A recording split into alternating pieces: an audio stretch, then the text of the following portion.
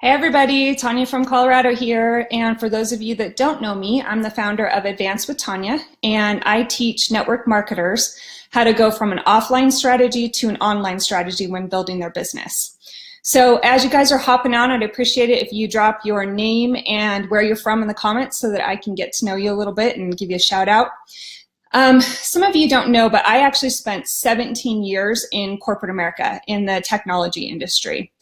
And not long after I started leading teams, the VP of the organization came to me with a question. He did this to all of his managers. So he came to me with a question. He said, what's the difference between a leader and a manager? And he didn't want an answer right on the spot. He wanted me to go off, think about it, and then come back and give him an answer.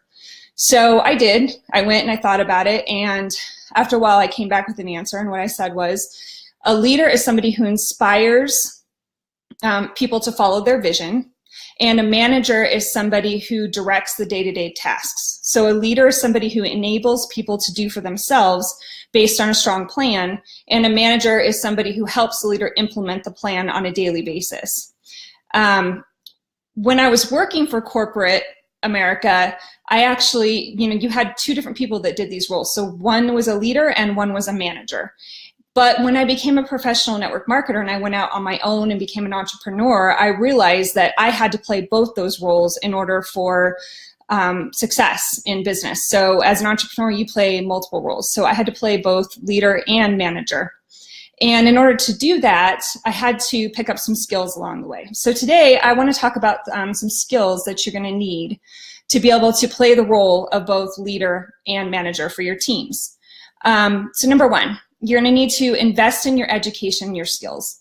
So when you're prospecting or leading a team, if you don't have the knowledge or the skills you need to be able to build a successful team, then how can you possibly pass on that knowledge to the rest of your team? And how can you build trust with your prospects if you're not educated in what you're trying to learn and teach yourself?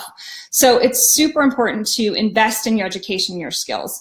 And a good way to do that is learn from the leaders in the industry. So look at courses or books, video trainings is a good way, webinars. There's a ton of education out there. So don't be afraid to invest in yourself. And it gives you the ability to pass on the knowledge to the rest of your team too, which in the end builds a stronger team. So the first one is invest in your education, your skills. The second one is don't be afraid to challenge the status quo.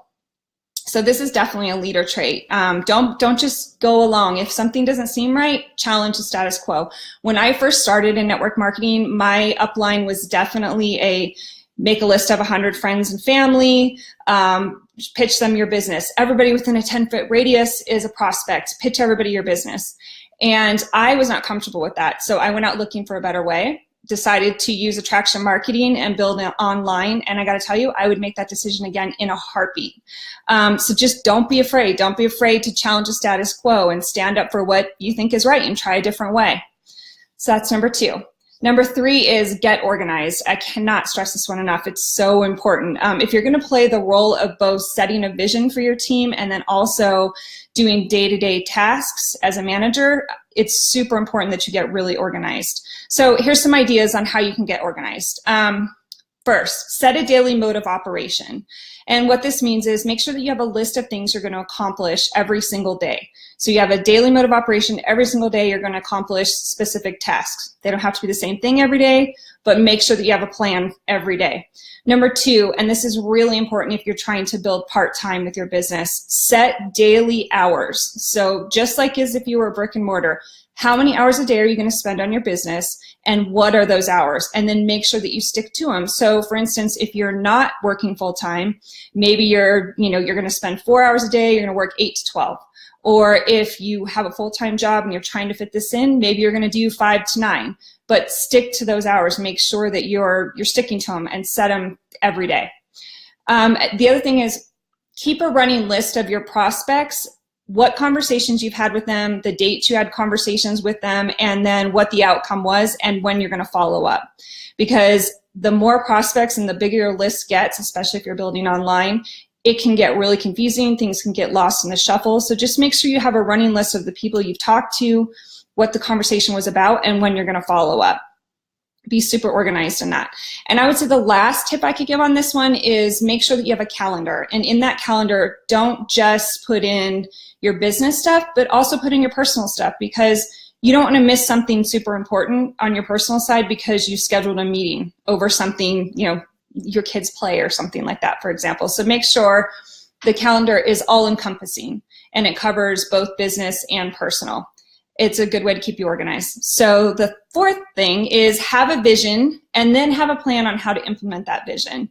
So if you want your team to be able to succeed, you have to lay out an overall vision for your company. And then you have to give your team a duplicatable way to build their business. And what I mean by duplicatable is a plan that everyone can follow, with training that can be accessed on demand for every level of your organization. And the plan should be laid out with clear skills that each person needs to learn and is going to learn and how they're going to learn them.